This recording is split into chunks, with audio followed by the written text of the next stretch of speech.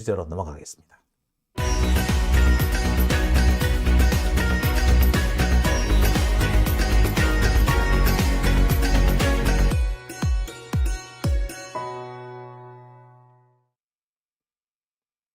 네, 오밤중의 뉴스 함께하고 계십니다. 지금 시각이 12시 55분입니다. 네, 제가 오늘 좀 길게 하고 있네요. 짧게 끝낸다고 그렇게 말씀을 드렸는데 하다 보니까 또 이렇게 길어졌습니다. 자, 마지막 제가 준비한 주제는요. 윤석열의 지지율입니다. 19%가 나왔어요. 제가 지난주에 여러분들한테 소개해 드릴 때도 윤석열 지지율 19% 나왔습니다 라고 했는데 이번 주도 역시 19%만 나왔습니다. 2주 연속. 꼴찌도 여전합니다. 꼴찌 여전히 19%로 전 세계 22개 나라 정상 가운데 역시 꼴찌입니다. 참 꼴찌 못 면해요. 그죠? 지난 한 달 동안, 그러니까 지난 3월 중순에도 윤석열의 지지율은 19%를 기록한 바 있습니다. 그 뒤에 22% 갔다가 21% 왔다가 또 19% 왔다가 또 19%. 그러니까 윤석열 지지율이 19%에서 맴 돌고 있는 걸로 봐도 과언은 아닙니다. 일단 한번 보실게요. 자, 윤석열 지지율, 글로벌 리더스 어프로벌 레이팅. 발음 참. 모닝 컨설트 보시겠습니다. 자, 1위부터 나가고 있습니다. 인도 총리가 있네요. 인도 총리부터 쭉 내려가네요. 자, 바이든도 보이고요. 자, 기시다도 보이네요. 자, 그런데 윤석열은 어디 있어? 맨 마지막에 있습니다. 한번 더 볼까요? 쭉 올라갑니다. 맨 위에 네루 총리, 조 바이든 대통령, 영국의 리사 총리, 기시다도 보이고요. 마크롱도 있네요. 근데 마크롱이 꼴찌에서 두 번째, 그 다음에 윤석열이 맨 마지막째. 야, 마크롱 대통령도 참 지지율 없다. 21%네요. 야. 자, 마크롱도 뭐 지지율이 뭐 안 좋습니다만, 마크롱은 꼭 크게 걱정 안 해도 될 것 같아요. 윤석열 지지율이 이렇게 바닥세기 때문에 앞으로 계속 꼴찌는 윤석열이 바닥을 깔아준다라고 보시면 될 것 같습니다. 자, 자세히 한번 볼까요? 윤석열 지지율, 여기입니다. 꼴찌 맞습니다. 보시면 19%, 지지율 19%, 무응답 6%, 부정평가 75%. 쟁쟁하네요. 그죠? 도저히 따라올 수가 없습니다. 윤석열이 조금만 지지율이 높았어도 마크롱 대통령이 꼴찌를 할 뻔했어요. 그런데 윤석열 마크롱 대통령을 구제해 준 걸까요? 자, 지지율 추이를 계속 한번 볼게요.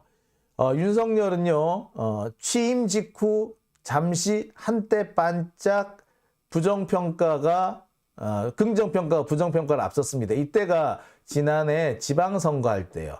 지방선거할 때 반짝 지지율이 높아졌을 뿐 꾸준히 낮았습니다. 특히, 올해 들어와 가지고는 긍정과 부정 사이의 격차가 거의 3, 40은 기본적으로 났었습니다. 지금 현재 그 긍정하고 부정하고의 격차는요, 무려 48 정도가 납니다. 거의 타의 추종을 불허할 정도죠. 상황이 이러한데도 불구하고 어떻게 우리나라에서 여론조사를 하면은 30%가 넘게 나오고 심지어 지난주에 27%까지 떨어졌던 지지율이 31%로 회복했다라는 그런 참 믿기 힘든 결과가 나오고 있습니다. 근데 이유는 간단하죠. 나라를 팔아먹어도 윤석열을 찍겠다는 사람들이 실제로 있었다는 거.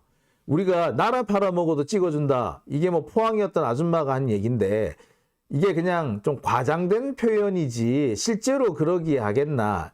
실제로 나라를 팔아먹어도 정말 찍어줄까라고 했는데 요즘 보면은 실제로 나라를 팔고 있는데 찍어주겠다는 사람이 30%나 된다는 거죠. 특정 지역, 그 다음에 서울의 특정한 구역, 그리고 특정한 연령대에서 이런 일이 벌어지고 있다는 겁니다. 글쎄, 이 사람들은 대한민국 사람이 아닌가 봐요. 제가요, 대한민국 역사, 5,000년 역사를 쭉 들어봤는데, 나라 팔아먹은 앞제비들이나 매국노들은 제법 있더군요. 그런데, 대포알 팔아먹은 놈은 내가 처음 봤어. 단군 이래 처음이야. 대포알을 팔아먹는 대통령? 야, 단군 이래 처음 있었어요. 근데, 진짜 나라를 팔다 대포알까지 팔아먹는 애를 지지하겠다는 놈이 30%나 된다는 게 정말 충격입니다. 진짜 내가 이런 나라에 살아야 되나 하는 자괴감이 느껴져요, 진짜. 아우.